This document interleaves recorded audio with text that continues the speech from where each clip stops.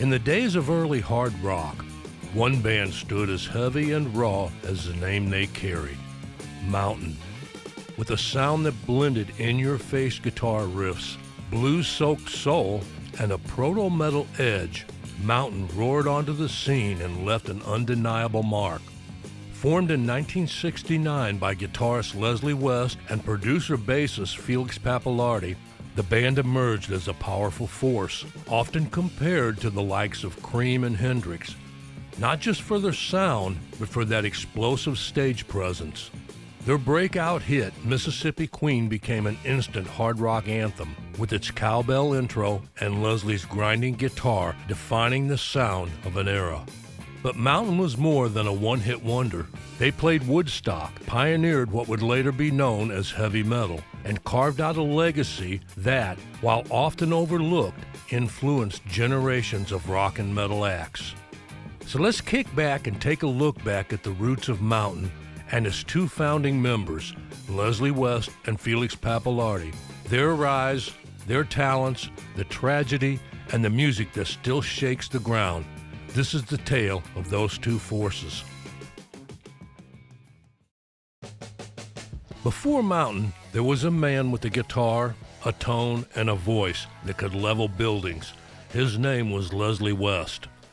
He was born Leslie Abel Weinstein in New York City, and he started his musical journey with his brother Larry playing bass in a group named the Vagrants. Leslie cut his teeth on blues and soul-infused garage rock, covering groups like the Rolling Stones and the Beatles. But it wasn't until he met Felix Pappalardi, the producer behind Cream's biggest albums, that something truly explosive began to take shape. After getting Felix to cut a few songs on the Vagrants, the sound just wasn't happening, and Leslie was dejected and finally moved on. He put together a different group with Norman Landsberg playing keyboards and Ken Janik on drums. And they played a few gigs opening for the likes of Jethro Tull and Jeff Beck and a few others. They had some good material worked up, so Leslie again called Pappalardi, and Felix said, "Great, let's record it." But Felix saw it wasn't going anywhere, and again, Leslie was really let down. But what he didn't know at that time was that Felix Pappalardi, as a producer, saw in Leslie a raw, untamed power, and Felix intended to tame it just a little on tape. Felix was born in the Bronx and was a classically trained musician. He graduated from New York City's High School of Music and Art and attended the University of Michigan in Ann Arbor. He dropped out of college, kicked around in a few bands, and then headed back to New York and started hanging around the Greenwich Village, joining in the folk scene there. It was around this time he would meet his future wife, Gail Collins, who was a musician and also enjoyed writing poetry, and more on her later. Felix got deep into songwriting and then into producing music. He would end up producing the Youngbloods, Joan Baez, and in 1967, the supergroup Cream. But now he had to figure out a way to get a sellable sound out of Leslie West. Here's how Leslie said it all went down. "I couldn't believe how talented Felix was, you know. Musically, I knew nothing. So he said to me, 'You just play and I'll figure this all out.' And it worked," Leslie said. "I learned a lot of what not to do because of Felix, and I learned a lot of what to do all because of him also. So it's true, I knew nothing, so with all he knew and what I didn't know, that was a good combination in the beginning." And so in 1969, the two formed a band. They called it Mountain, named after Leslie's large stature and even larger sound. It was on July 9, 1969, Leslie West and Felix Pappalardi officially announced the formation of the band. The other members, along with Felix and Leslie at that time, were Steve Knight on organ and Indy Smart on drums. Leslie tells a story of how they got on the bill at Woodstock. He says, "Jimi Hendrix's agent was our agent. Jimmy was like the unofficial headliner of Woodstock. So the agent must have said, 'If you want Hendrix, you have to take this other group, Mountain.' And they paid us $5,000. We went on Saturday night, but they lost our film, so we weren't in the movie. But what Leslie heard, and most believe is true, is the manager wouldn't sign off on the bands appearing in the film. Leslie goes on to say, he probably didn't get enough money, another stupid move we made, and as we all know now, the video footage wasn't lost. In September of that year, they brought in Corky Laing to play drums, and went on to record 3 more albums, Climbing in 1970, and Nantucket's Sleigh Ride and Flowers of Evil in 1971, with Climbing and Nantucket's Sleigh Ride both going gold. The band was to break up in early 1972, and there were a few reasons for that, but as Leslie and Corky Laing both admit, drugs and Felix just didn't want to go out and tour anymore. Leslie and Corky would go on to form a group with Jack Bruce, who was the former bass player of Cream. The trio cut 2 studio albums and a live release over the next couple years. After Bruce left suddenly in late '73, Leslie and Corky Laing continued on briefly as Leslie West's Wild West Show, which also featured special guest Mitch Ryder, with Tom Robb on bass and Pete Barron on a second guitar. But soon Leslie and Felix got back in contact and decided to reform Mountain again, with Alan Schwartzberg on drums and Bob Mann on keyboards and guitar. They toured Japan and produced a double live album from that tour titled Twin Peaks. This was in February of 1974.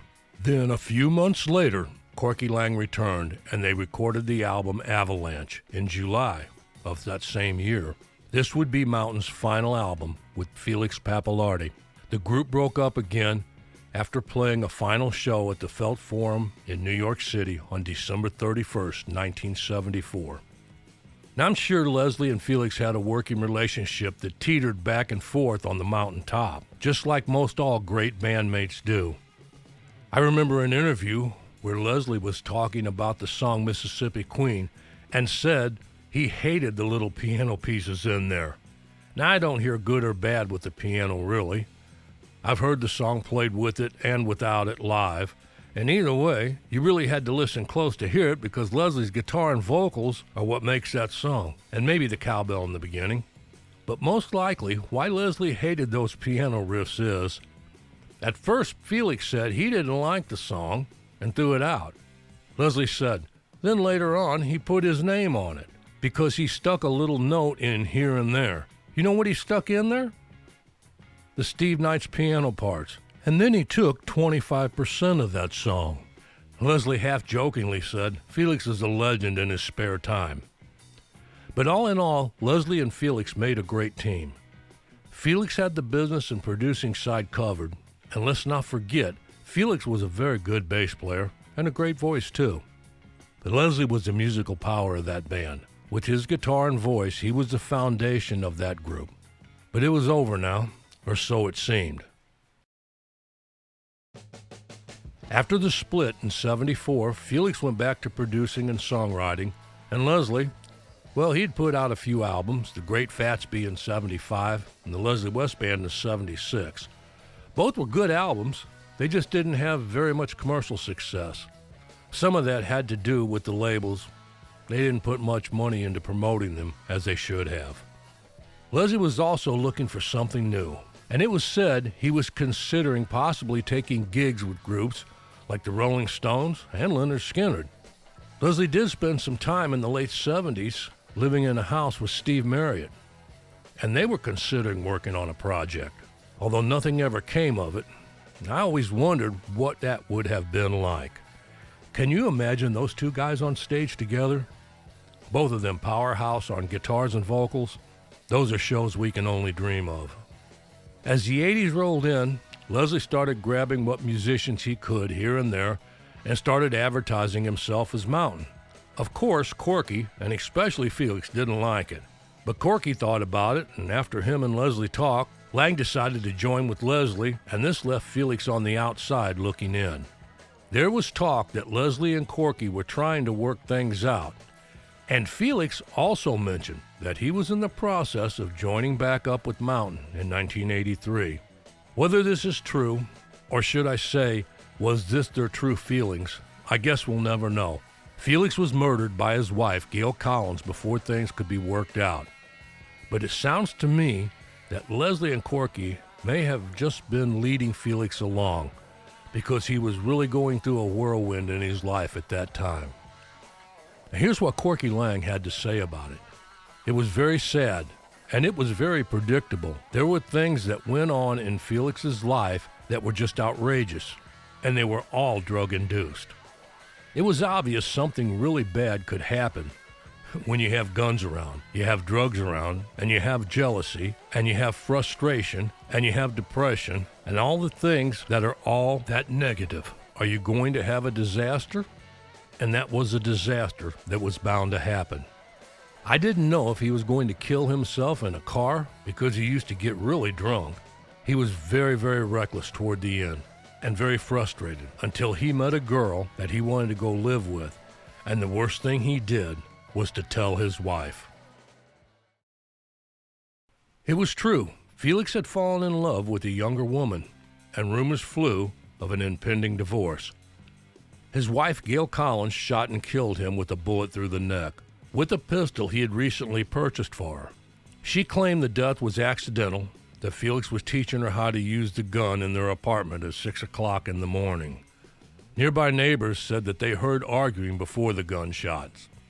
Despite significant evidence and the opinions of those close to Felix that she murdered him in a jealous rage, Gail Collins received 4 years after convicted for criminally negligent homicide. She was released on parole after only serving 24 months and disappeared from the public view. She ended up moving to Mexico and died from cancer in 2013. I saw an article by a gentleman named Jim Sullivan who attended Felix Pappalardi's wake and said that Leslie West burst into the room, wailing, and threw his body on top of Felix's, whose neck wound was covered by an ascot of some sort. I do know Leslie and Corky were both upset over the death of Felix, and long after Felix was gone, they both still speak very highly of his talent. Corky Lang says that Jack Bruce was a Scottish version of Felix Pappalardi. I do believe, had Felix lived, he would have been known a lot more for his playing and singing ability. And I really think we would have seen him back with Corky and Leslie at some point. Or maybe it's just my wishful thinking. Here's a couple more videos you might enjoy. Check one out. And as always, thanks for watching.